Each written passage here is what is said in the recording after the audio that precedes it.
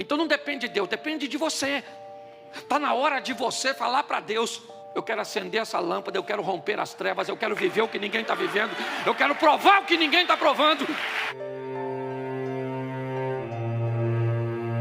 Então eu queria conversar com você. Resolva, certo? Como você vai viver, por vista ou por visão. Vista é tudo aquilo que os seus olhos físicos conseguem contemplar. Vista é aquilo que você vê humanamente. E nós vamos tratar como visão aquilo que ainda não está diante de seus olhos, mas já está no seu coração. Muitas vezes você vai olhar para uma situação e, se ela for observada pela visão humana, ela vai ser extremamente pessimista.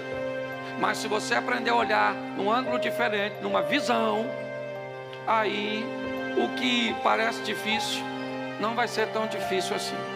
Eu quero usar um texto de Mateus 6, 22 e 23, que diz assim: a candeia do corpo são os olhos, de sorte que se os teus olhos forem bons, todo o teu corpo terá luz. Se porém os teus olhos forem, todo o teu corpo será trevas ou tenebroso. Se portanto a luz que há em ti são trevas, quão grandes trevas serão. Preste atenção no que o texto bíblico está dizendo.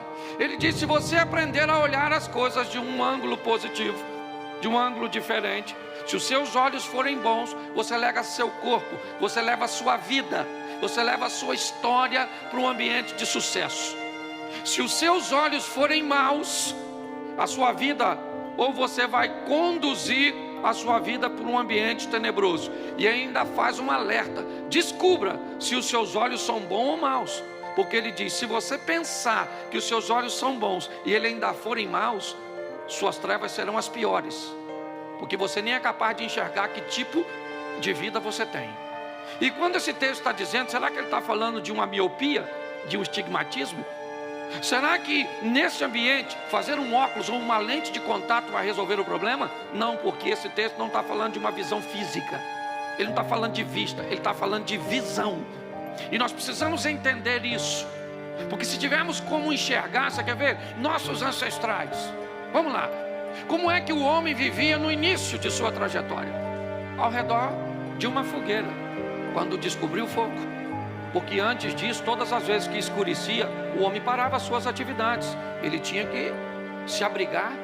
Não havia atividades noturnas, até que o fogo apareceu, o homem descobriu o fogo e ele fez uma fogueira, e isso deu a ele a possibilidade de ter alguma atividade noturna que girasse em torno da luz da fogueira, que não iluminava muito longe, talvez 4, 5 metros, mas esse homem já podia ir um pouquinho mais adiante, fazer alguma coisinha, porque a luz o levava adiante.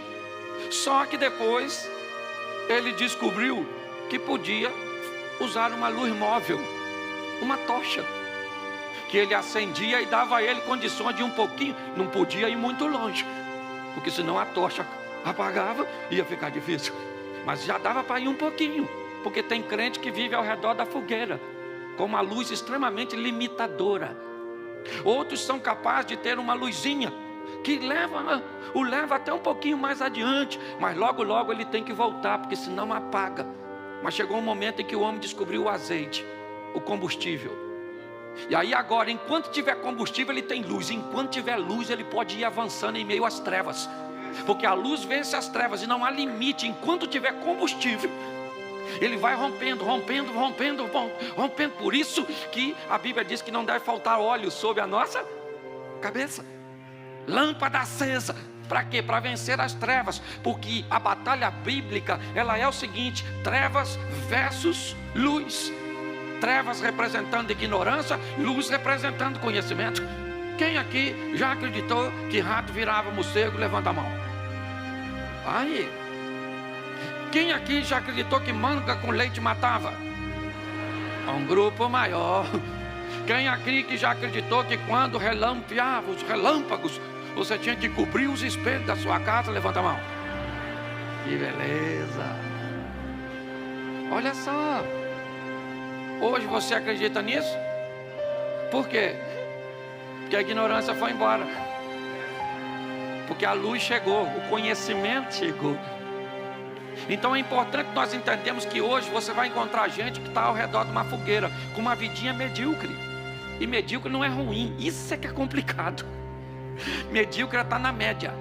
Então tem gente que se contenta com uma vidazinha ao redor de uma fogueirinha. Glória a Deus. Fique com o cheiro da fumaça. Mas já tem uns irmãozinhos que foram um pouquinho mais longe, você conhece? Eles foram com a tochinha. Mas tem gente que pegou combustível e que descobriu a fonte do combustível. E aí para ele não há limite. Agora o desafio é saber como é que essas pessoas que estão ao redor da fogueira ou com a tocha vai saber lidar com gente que tem combustível para ir a lugares que eles não estão indo, para viver coisas que eles não estão vivendo. Então o combustível está disponível para todo mundo, sim ou não? Mas a fogueira e a tocha também. Então não depende de Deus, depende de você. Está na hora de você falar para Deus: eu quero acender essa lâmpada, eu quero romper as trevas, eu quero viver o que ninguém está vivendo, eu quero provar o que ninguém está provando. Porque quando você viver com combustível para caminhar, primeiro, não dá tempo de olhar para a vida dos outros. Você vai rompendo, rompendo, rompendo e rompendo. Mas isso é uma opção, querida, é com isso que você vai mudar a sua vida. É assim. Tem gente que está esperando algo pirotécnico, extraordinário, sensacional, para mudar a sua vida. Converse com quem teve a vida transformada e você vai descobrir que começou em algo aparentemente insignificante, uma oportunidade que essa pessoa aproveitou e foi embora e começou a olhar por visão e não por vista. Olhe bem, quando você olha para alguém que cresceu, você vê apenas onde ele está hoje, mas não sabe o caminho que ele percorreu para chegar ali. Repita comigo: quem nasce grande é monstro. É assim que funciona.